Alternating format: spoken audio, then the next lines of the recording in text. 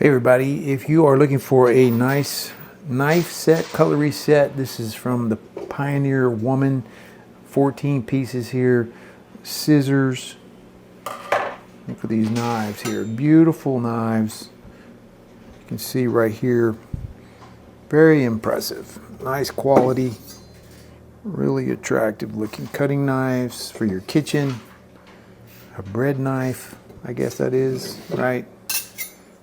Really nice looking here.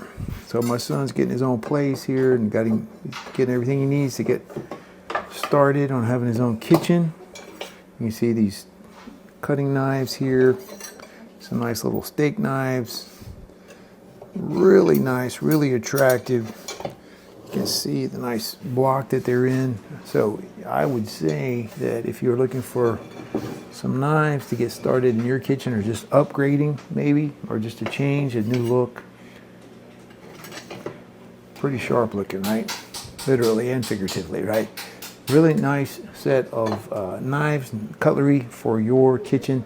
If you're looking for something like this, maybe this would work for you. Very attractive looking, look like he's gonna be good to go for a long time with this set.